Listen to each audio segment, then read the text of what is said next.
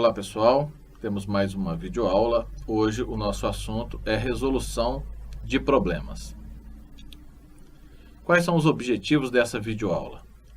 Fazer uma introdução sobre resolução de problemas no ensino de matemática, destacar alguns pontos do texto do fascículo 7 do Proletramento de Matemática sobre resolução de problemas. Vamos fazer então agora uma introdução. Esse material utilizado para a introdução, ele não faz parte do fascículo 7, tá ok? Então é algo complementando o que nós vamos ver lá. Bom, resolução de problemas. Resolução de problemas pode ter diferentes significados dentro do processo de ensino e aprendizagem de matemática. Nós vamos ver que esse termo, ele vem mudando e há pouco tempo, na área de educação matemática, é que ele assume um novo significado, rompendo um pouco com o que vinha sendo trazido e pensado para ele. Segundo a professora Lourdes Onuchik, uma das referências sobre resolução de problemas na educação matemática, problemas de matemática têm ocupado lugar central no currículo de matemática escolar desde a antiguidade. Registros de problemas são encontrados na história egípcia, chinesa e grega, e são ainda encontrados problemas em livros-textos de matemática do século XIX e século XX. Essa citação está no texto Ensino-Aprendizagem de Matemática através de resolução de problemas, na página 199. Então, esse comentário que a professora Lourdes coloca nesse texto, ele também aparece em vários outros textos, várias outras literaturas da área de educação matemática sobre resolução de problemas. Então, o termo resolução de problema não é algo novo, é algo que já existe há muito tempo, porém, o significado que ele assumiu recentemente na educação matemática é que é nova. Tá? Esse significado é novo. Ainda, segundo ela, professora Onuchik, até muito recentemente, ensinar a resolver problemas significava apresentar a situação problema e talvez incluir um exemplo como uma solução técnica específica. Essa forma de trabalhar com resolução de problema é algo que vocês já devem ter visto. Tem-se um problema ou uma situação problema, usa-se uma determinada técnica para resolvê-la e depois tem uma sequência de exercícios colocadas para que se reproduza aquela técnica utilizada. E assim, reforce o que foi apresentado ali. Bom, já que existem várias concepções e várias formas de se trabalhar a resolução de problemas, como que nós vamos nos orientar na nossa prática de sala de aula? Para nos orientar, nós vamos recorrer aos PCNs. Segundo a professora de novo, Lourdes Onuchik, para alcançar os objetivos propostos nos PCNs para a matemática escolar, os estudantes deveriam ser expostos a numerosas e variadas experiências interrelacionadas que os encorajassem a valorizar a iniciativa em matemática, a desenvolver hábitos matemáticos da mente e a entender e apreciar o papel da matemática nos afazeres humanos. Que eles fossem levados a explorar, a adivinhar e até mesmo a cometer erros de modo que, através dessas atividades, ganhassem confianças em sua capacidade de resolver problemas simples ou complexos, que lessem, escrevessem e discutissem matemática, que conjecturassem, tentassem e construíssem argumentos sobre a validade de uma conjectura. O que significa isso? Significa que nos PCNs há uma proposta de se ensinar matemática, procurando envolver os alunos para que eles rompam aquela tradicional forma de se aprender matemática, que é decorando uma fórmula ou esperando que alguém traga pronto um algoritmo para que eles apliquem e usem. A ideia aqui é que o aluno pense matemática, converse matemática, discuta matemática, mesmo que ele erre, Aqui, o resultado é menos importante, talvez, do que o processo ou o percurso que o aluno está fazendo para se chegar àquele resultado. Então, discutir como ele está pensando, como ele está se organizando, como que ele chegou naquele resultado que pode estar certo ou que pode estar errado. E quais os argumentos que ele constrói para defender aquela ideia dele. E a maneira como ele comunica isso às demais pessoas, seja os seus colegas, seja o professor. Então veja que não nos interessa, a princípio, dentro dessa forma de se entender resolução de problemas, a resolução de problemas como algo que nos dê um resultado apenas, mas sim que a gente possa explorar todos os pontos relacionados à construção de um resultado. Seja esse resultado certo ou errado, mas é importante tomar a consciência daquilo que a gente está fazendo e ter para nós o porquê que nós estamos fazendo aquilo e depois levar isso para as outras pessoas. Então, qual resolução de problema nos interessa? Nessa perspectiva, tanto se aprende matemática resolvendo uma situação problema, como se aprende matemática para resolvê-la. A gente pode trazer um problema, uma situação problema, onde o aluno vai ter que pesquisar nos livros, pesquisar talvez na internet, não a solução, mas algo que ajude-o a construir essa solução. Assim, é importante valorizar o que já se sabe, enfatizar sobre o pensar, dar tempo para pensar, pedir explicações sobre a resposta ou sobre o processo usado para se chegar à resposta. Valorizar a comunicação e o registro, seja ele textual, pictórico, numérico, o que for, mas o aluno deve fazer um registro que o permita retornar a esse registro ou então utilizá-lo para a estruturação de uma argumentação posterior. Fazer perguntas e saber ouvir. No final, sistematizar o que foi discutido e apresentado. Então seria o arremate aí desse trabalho. Toda essa forma de se pensar a resolução de problemas nos leva a uma resolução de problema que se aproxima do fazer matemática. Então não é pegar uma matemática pronta, mas sim construir um significado e um sentido. É lógico que esse fazer matemática está sob a orientação do professor, que vai dar os parâmetros, que vai guiar, que vai direcionar toda uma discussão. Não dando algoritmos ou dando fórmulas, mas ajudando o aluno a pensar sobre aquilo que ele está fazendo e aí construir com ele o significado daquilo que ele está aprendendo. Bom, vamos agora dar uma olhada sobre pontos do fascículo 7 do Proletramento de Matemática, cujo o título é Resolver Problemas, o lado lúdico do ensino da matemática. Então, a primeira coisa que eu quero chamar a atenção é como ler o fascículo do Proletramento. Então, o Proletramento é um projeto do governo, do MEC, e eu acho importante ler o texto respeitando o seu fluxo. Quer dizer, vamos começar do começo e ir até o final. Porque se a gente for pulando pedaços do texto, a gente não vai ter uma compreensão do que ele está tratando. Tá? Uma outra coisa importante é respeitar as paradas de um item que ele tem lá no texto que chama atividades. E é importante você fazê-las no momento do texto, porque são paradas que vão levá-los a pensar sobre. Então, eles vão apresentar algo sobre resolução de problemas e tem uma atividade. Pense, ou discuta, ou escreva sobre determinado assunto. Faça aquilo. Tá? Algumas dessas atividades, lá no texto indicado, que ela deverá ser entregue ao tutor ou simplesmente ser entregue.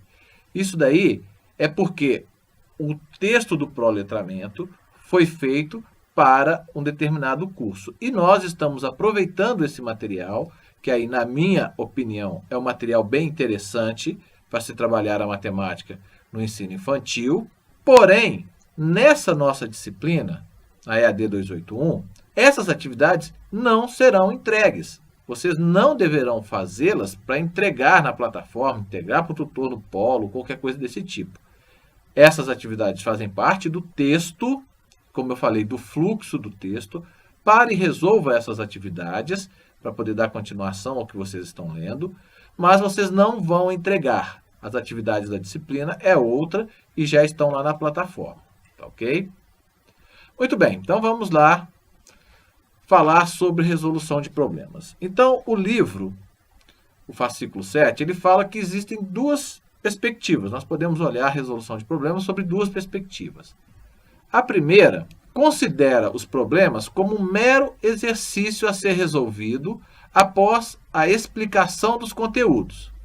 Nesta perspectiva, a inserção dos alunos no mundo dos problemas matemáticos escolares tem sido determinada pela sequência de conteúdos apresentados nos livros didáticos, em que a resolução de problemas aparece com frequência após o trabalho desenvolvido com as operações aritméticas. Assim, a resolução de problemas assume o papel de exercitar algoritmos e técnicas de solução. Então veja, esse texto, e assim como os outros que eu vou trazer aqui no slide, foram copiados ou retirados do livro. Então, essa daí, segundo o livro, é uma das perspectivas, resolver problemas como o exercício, exercitando os algoritmos e as técnicas de solução. No próprio livro, na sequência, ele destaca o seguinte: neste sentido, a situação-problema não apresenta significado para os alunos e nem desperta a curiosidade, a vontade e a necessidade para solucioná-los. Na medida em que existem mecanismos que levam de modo imediato à sua solução, mediante utilização de procedimentos rotineiros, mecanizados e repetitivos. Então veja, essa perspectiva de se trabalhar a resolução de problemas é diferente daquela apresentada nos PCNs. Aqui, a resolução de problema aparece como um exercício após a explicação de um determinado conteúdo. E não é essa a ideia que nós queremos reforçar, o que nós estamos enfatizando. Tá ok? Então, o aluno tem como, aplicando fórmulas ou algoritmos, chegar à solução de uma maneira muito rápida, né?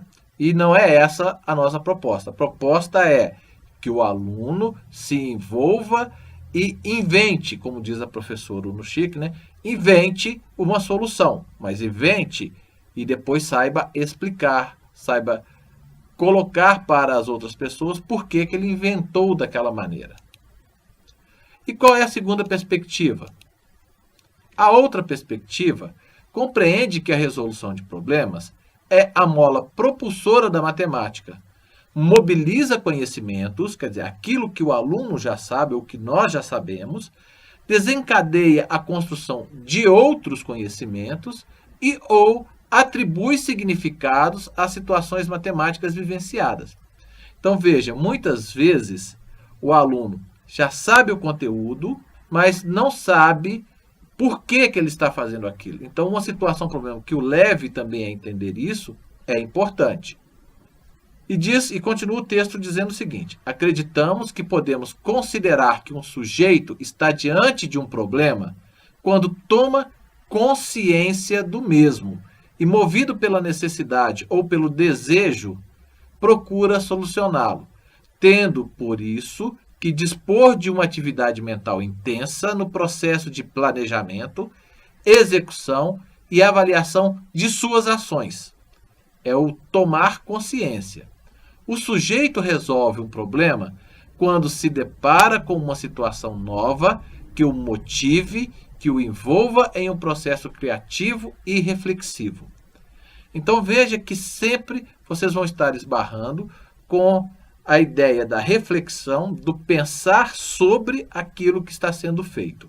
Então isso é muito importante, porque quando nós aplicamos ou usamos uma fórmula ou um algoritmo, na maioria das vezes a gente não vai entender ou simplesmente buscar o saber por que a gente está usando aquilo. A gente aplica simplesmente, né? E aqui a ideia é pensar sobre, é fazer a reflexão sobre e sempre procurar entender e tomar consciência desse processo. Isso é que é o eixo principal, no meu ponto de vista, da resolução de problemas como uma metodologia para o ensino da matemática. Bom, muito bem. Quais são os tipos de problemas que o livro nos apresenta? Ele coloca o seguinte: nós temos vários tipos de problemas, e a classificação que o livro coloca são, primeiro, os problemas processos, que caracterizam-se por terem como objetivo desencadear a aprendizagem da matemática, privilegiar os processos, a investigação, o raciocínio. Podemos citar como exemplos de problema-processo aqueles provenientes das histórias virtuais. Um outro tipo de problema são os problemas que enfatizam o cotidiano, ou problemas do cotidiano, que são chamados de problemas reais, por Varizo, 1993, esse aí é o trabalho desse autor, né? Porque surgem do contexto social-cultural em que a criança está inserida ou se assemelham a situações vivenciadas por ela. São também denominados de problemas de ação por estarem diretamente ligados à nossa vida. Os problemas que emergem do cotidiano envolvem o aluno desde a própria configuração do problema até a sua resolução. Geralmente, a resolução do problema requer investigação e envolvimento de outras áreas do conhecimento, o que possibilita ao aluno uma visão menos fragmentada da realidade. Então veja como que esse tipo de problema já vai se encaixando também com o que os PCNs nos orientam. Outros tipos de problemas. Nós temos aqui problemas de lógica, geralmente se apresentam em forma de textos, como histórias e diálogos, em que os dados e a solução não são numéricos. É uma questão de raciocínio. Eles propiciam que a criança desenvolva estratégias que favoreçam a leitura e compreensão. O levantamento de hipóteses, a análise dos dados e diferentes registros de resolução. Geralmente, nesse tipo de problema, as crianças se sentem desafiadas a encontrar a solução da situação apresentada. Outro tipo de problema são os problemas recreativos. São caracterizados como aqueles que envolvem jogos do tipo quebra-cabeça, aspectos históricos curiosos que interessam, intrigam e envolvem e desafiam os alunos. Os problemas recreativos envolvem a criatividade e a possibilidade de encontrar uma ou várias soluções para um único problema.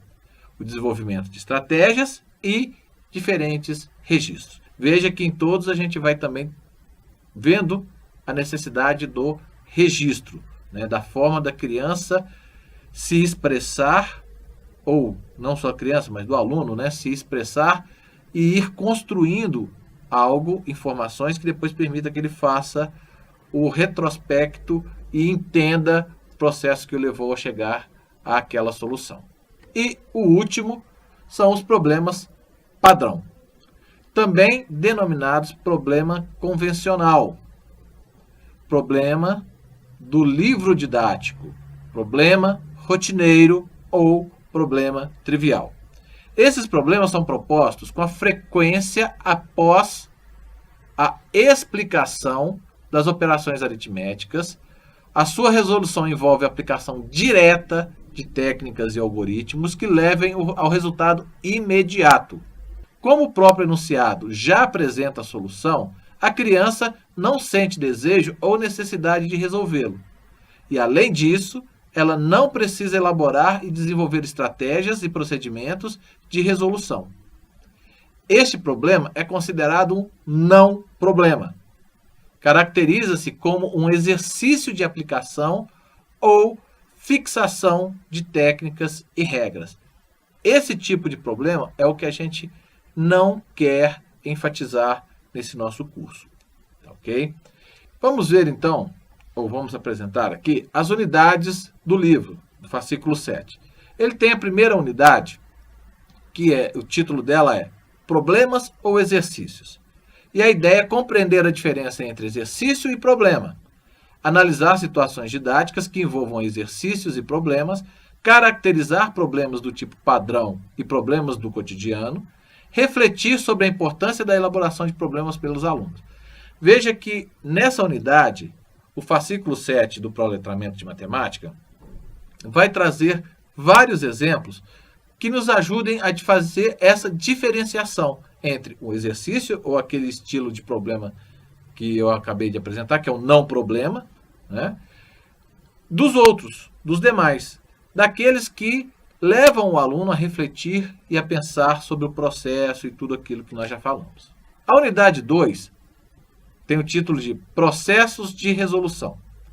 Qual que é a ideia dessa unidade? Compreender a natureza de um problema de lógica e de problemas recreativos, compreender as ações presentes no processo de resolução de problemas, refletir sobre a importância da valorização das estratégias individuais e analisar diferentes tipos de registro. Então veja que aquilo tudo que nós falamos, do processo, da importância do processo, de como fazer o registro para depois voltar e entender o que foi feito para achar a solução, vai ser estudado nessa unidade 2, ok? A unidade 3, a avaliação da resolução de problemas, tem como objetivo refletir sobre os procedimentos adotados na escola quanto à avaliação ou à correção dos problemas propostos, compreender a avaliação da resolução de problemas como um procedimento que possibilita analisar o processo da resolução por parte do aluno e não somente o resultado apresentado. Então veja, processo e não somente o resultado. Conceber a avaliação do processo de ensino da resolução de problemas como um procedimento imprescindível para melhoria da prática pedagógica do professor. Então esses são os assuntos tratados no livro até onde nós vamos estudar sobre resolução de problemas. Espero que vocês aproveitem, que vocês possam ler com bastante atenção, fazer as atividades que estão no texto do fascículo 7, lembrando que essas atividades não são para serem entregues na nossa disciplina, elas são apenas para ajudar a compreensão do que vocês estão lendo, fazer com que pensem e que reflitam sobre o assunto e utilizem na nossa disciplina o fórum de dúvidas e comentários para colocar as suas dúvidas, os seus comentários sobre o assunto que nós estamos apresentando aqui. Pessoal, é isso. Bons estudos e um bom aproveitamento desse conteúdo. Até mais.